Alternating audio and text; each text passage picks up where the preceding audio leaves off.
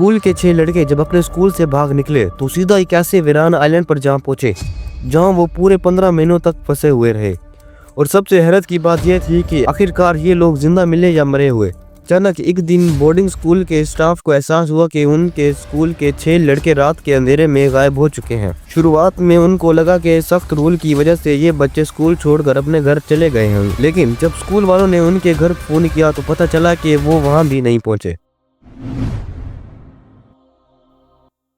इसके बाद पुलिस में मिसिंग रिपोर्ट्स दर्ज करवाई गई और कई महीनों तक खोज चलती रही, मगर कुछ हाथ न आया तो केस बंद कर दिया गया। ये वाकया शुरू होता है 1965 से, जब टोंगा के एक मशहूर बड़े बोर्डिंग स्कूल से 6 लड़के लापता हो गए। आपने फिल्म्स में बोर्डिंग स्कूल देखे होंगे, सुबह जल्दी उठना, सख्त डिसिप्लिन, हर काम रूल्स के तहत।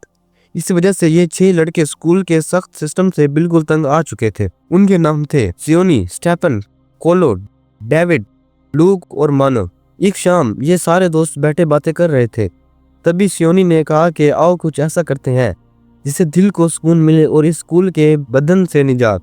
उसने सजेस्ट किया कि क्यों ना हम थोड़ा एडवेंचर करें और किसी करीब आइलैंड पर घूम आए। बाकी दोस्त बोले कि स्कूल से बाहर जाने की इजाज़त ही नहीं, इतने दूर कैसे जाएंगे। तभी सियोनी ने अपना प्लान खोला कि रात को छुपके निकल जाएंगे, आइलैंड एक्सप्लोर करके वहाँ रात गुजारेंगे और सुबह वापस स्कूल लौट आएंगे। सब सियोनी के प्लान से मुतमिन हो गए और फिजी के आइलैंड पर जाने की तैयारी शुरू कर दी। फिजी टोंगा से तकरीबन 800 किलोमीटर दूर था, लेकिन इन मासूम लड़कों को अंदाजा ही नहीं था कि ये सफर कितना खतरनाक साबित होने वाला है। सबसे बड़ी परेशानी थी निशान। न उनके पास बोट थी, न इतने पैसे थे कि खरीद लेते, मगर स्कूल से थोड़ी दूर पर मछुआरे अपनी कश्तियां खड़ी करते थे। प्लान बना के रात को मशेरे की कश्ती ले जाएंगे, घूमकर सुबह वापस रख देंगे। जब रात को स्कूल में सब सो गए, ये लड़के छुपके से किचन से खाना इकट्ठा किया, साथ ही गैस स्टोव भी उठा लिया और कश्ती वाली जगह पर पहुंच गए। कश्ती लेकर फिजी की तरफ रवाना हो गए। मुश्किल ये थी कि ना मैप था, ना कंपास। बिना इन चीजों के समंदर में रास्ता ढूंढना नामुमकिन था। थोड़ी देर सफर करते ही नींद आना शुरू हो गई और एक करके सब सो गए। आपको बता दूं कि रात के वक्त का समंदर बिल्कुल भी शांत नहीं होता। बड़ी बड़ी लहरें हवा में उड़ती दिखाई देती हैं। अचानक जोरदार एक लहर कश्ती से टकराई, सबकी नींद टूट गई। लड़के कश्ती संभालने की पुरजोर कोशिश करने लगे, लेकिन लहरों के तेज प्रेशर से अंदाजा ही नहीं हो रहा था कि कश्ती किस तरफ जा रही है।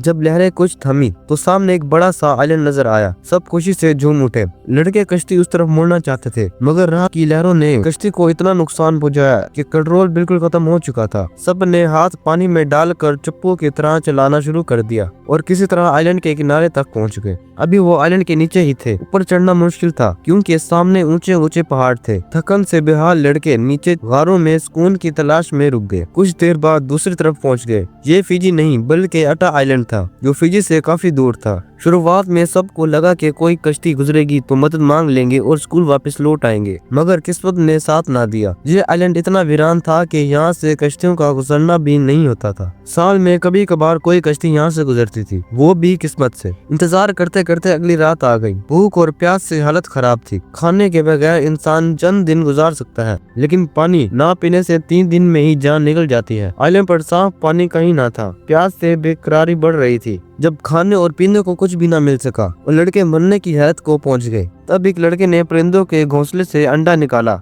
और तोड़कर पी लिया। अंडों से प्यास तो बुझ गई, लेकिन खाने का इंतजाम अभी भी नहीं हुआ था, इसलिए परिंदों को पकड़कर कच्चा ही खाना शुरू कर दिया। अब कच्चा गोश्त खाने के सिवा रास्ता न था। सोचिए, कच्चा गोश्त खाना कितना अजीब और मुश्किल था। कुछ लड़कों को उल्टी भी आने लगी, मगर जिंदा रहने की खातिर सब ने यही कबूल कर लिया। धीरे धीरे दिन गुजरते गए। परिंदे पकड़कर अंडे पीकर गुजारा चलता रहा। उम्मीद थी कि किसी दिन कोई जहाज दिखेगा और घर की राह मिलेगी, मगर ये उम्मीद ही रह गई। कोई ना गुजरा। लड़के आइलैंड पर महसूर हो गए। महीने बीत गए, एक भी कश्ती या जहाज ना दिखा। अब सब ने दिल ही दिल में कबूल कर लिया था कि घर वापस जाना नामुमकिन है। टोंगा में पेरेंट्स ने भी उम्मीद छोड़ दी थी। पुलिस ने भी केस बंद कर दिया था। अब सिर्फ जिंदा रहने की जंग थी। एक दिन स्टीफन और लूक परिंदे पकड़ रहे थे। लूक ने 2 पकड़ लिए। स्टीफन के हाथ खाली थे। लूक ने कहा चलो वापस चलते हैं, लेकिन स्टीफन की नजर एक बड़े परिंदे पर पड़ी। उसके पीछे भागते हुए वो पहाड़ से नीचे गिर गया। खुशकिस्मती से जान बच गई,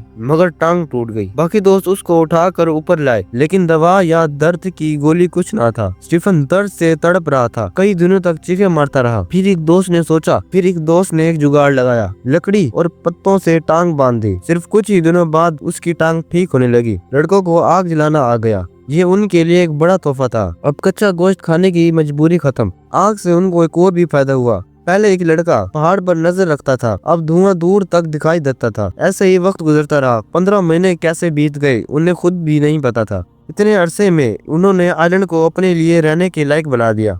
लकड़ी और पत्तों से झोपड़ी, बारिश का पानी जमा करना सीख लिया, जंगली मुर्गियां ढूंढ ली और कुछ चाकू भी हाथ लगे। आइलैंड अब जीने के लिए काफी था, मगर दिल में घर की याद भी अभी भी आती थी।